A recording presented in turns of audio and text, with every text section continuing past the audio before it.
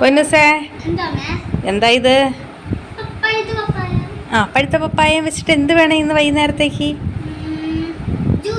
Juice മതിയാ? ശരി.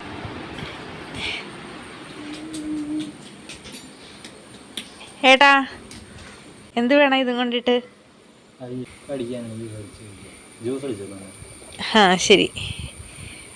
ബാലൂസിന് എന്ത് വേണം? വെറുതെ കഴിക്കാനായിട്ട് മുറിച്ച് പീസാക്കി തന്നാ മതിയോ? ജ്യൂസ് വേണോ? എന്ത് വേണം?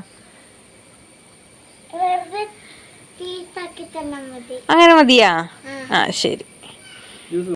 ഇന്ന് ഞാൻ കരുതി ഞാനായിട്ട് സ്വയം കയറി എന്തെങ്കിലും ഉണ്ടാക്കുന്നതിലും നല്ലത് എല്ലാവരോടും അഭിപ്രായം ചോദിച്ചിട്ട് അവരുടെ ഇഷ്ടത്തിന് അങ്ങ് ചെയ്യാമെന്ന് വിചാരിച്ച് എല്ലാവരോടും ചോദിച്ചപ്പോൾ എല്ലാവർക്കും ജ്യൂസ് മതി എന്നുള്ളതാണ്.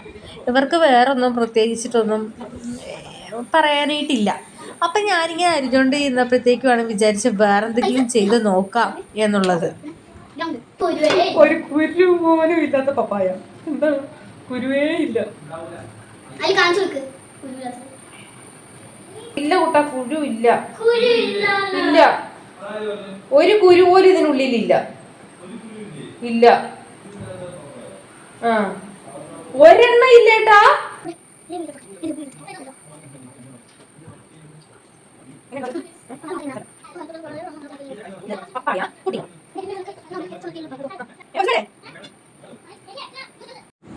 അങ്ങനെ വിചാരിച്ച് ശരി, ഇത് അരിഞ്ഞ് വേഗം ജ്യൂസ് വേണ്ടവർക്ക് ഇച്ചിരി ജ്യൂസും കൊടുക്കാം, ബാക്കി വെച്ചിട്ട് വേറെ എന്തെങ്കിലും ട്രൈ ചെയ്ത് നോക്കാമെന്ന് ഓർത്ത് അങ്ങനെ ഞാൻ വിചാരിച്ച് എങ്കിൽ പപ്പായ ഹൽവ ഉണ്ടാക്കിയാലോന്ന്. എനിക്കാണെങ്കിലോട്ട് ഒരു പിടുത്തവും ഇല്ല എങ്ങനെ ഉണ്ടാക്കണ്ടേന്ന്.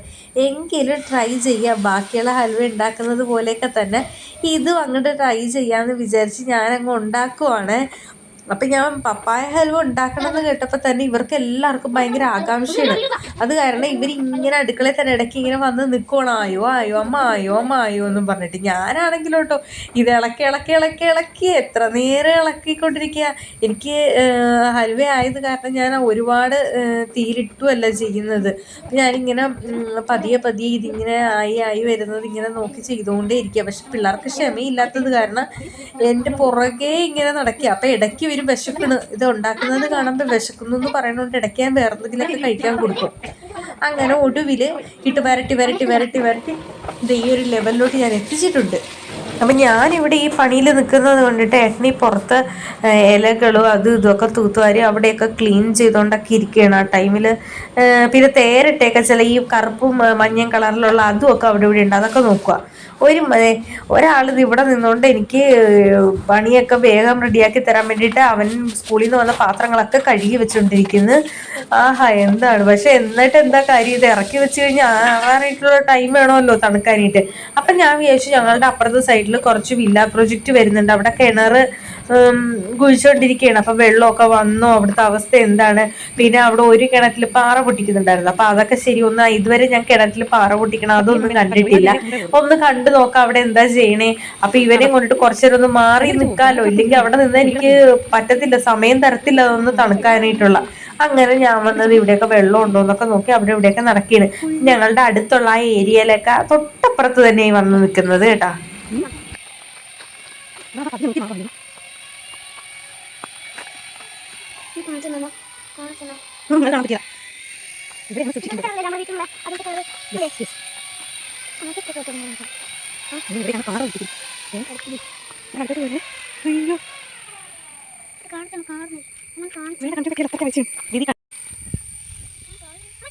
അപ്പം ഇത് ഞങ്ങളുടെ തൊട്ടപ്പുറത്തുള്ളൊരു കപ്പത്തോട്ടാണ്. ഇത് ഞങ്ങളുടെ വീട്ടിലോട്ട് വരുന്ന വഴി അപ്പുറത്ത് അതിൻ്റെ സൈഡിൽ കൂടി ഇങ്ങനെ വരണം കേട്ടോ.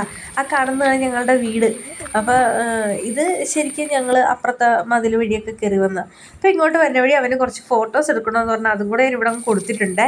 പിന്നെ അത് കഴിഞ്ഞത് ഇവിടെ എത്തിയപ്പോഴത്തേക്ക് ചെരുപ്പിലൊക്കെ ചെളിയായി പറഞ്ഞിട്ട് അതൊക്കെ അവിടെ നിന്ന് കഴുകി ക്ലീൻ ചെയ്ത് എല്ലാം ആയിട്ടാണ് ഞങ്ങൾ അകത്ത് കയറുന്നത്. എന്നെയും കൊണ്ടിട്ട് എങ്ങനെയെങ്കിലുമൊക്കെ കൂടുതൽ ടൈം അങ്ങോട്ട് മാറ്റി നിർത്തണമല്ലോ, അതിന് വേണ്ടിയിട്ട് ഓരോന്നൊക്കെ ഒപ്പിച്ചതാണ്. ഇതൊക്കെ കഴിഞ്ഞത് തിരിച്ചെത്തിയപ്പോഴത്തേക്കും ഞങ്ങൾ സെറ്റ് ചെയ്ത് വെച്ചിരിക്കുന്ന ഞങ്ങളുടെ പപ്പായ ഹൽവ റെഡി ആയിട്ടുണ്ട്. അപ്പം ഇത് പക്ഷേ ഇതിൻ്റെ ഇടയിൽ ഞങ്ങൾക്കൊരു അബദ്ധം പറ്റി. ഞാൻ ഈ ജ്യൂസ് അടിച്ച് വെച്ചിട്ടാണ് പോയത്. അപ്പോൾ പിള്ളേർക്കൊന്നും അത്ര അങ്ങോട്ട് തണുപ്പിൽ കൊടുക്കണ്ടല്ലോ എന്ന് ഓർത്ത് അത് പുറത്ത് വെച്ചിട്ടാണ് പോയത്. തിരിച്ചു വന്നപ്പോഴത്തേക്കും ജ്യൂസിന് ചെറിയൊരു കയ്പ്പ്.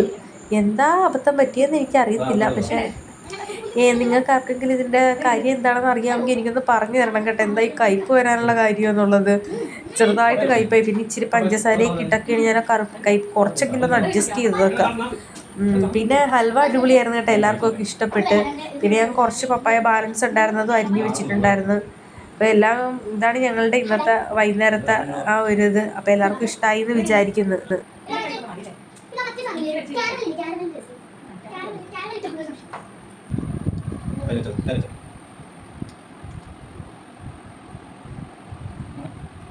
അങ്ങനെ വെച്ചു പോലും അതിൻ്റെ പുറകെ നടക്കാൻ വിട്ടേക്ക്.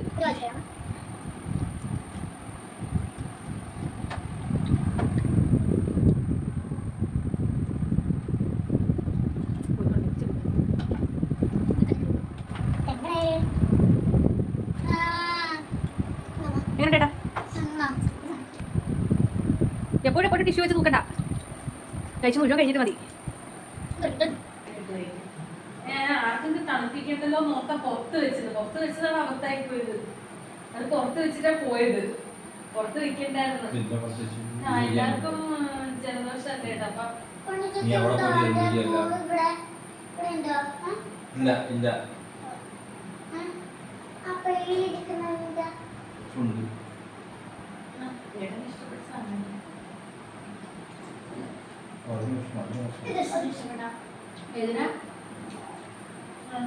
മധുരം കുടിപ്പോയാ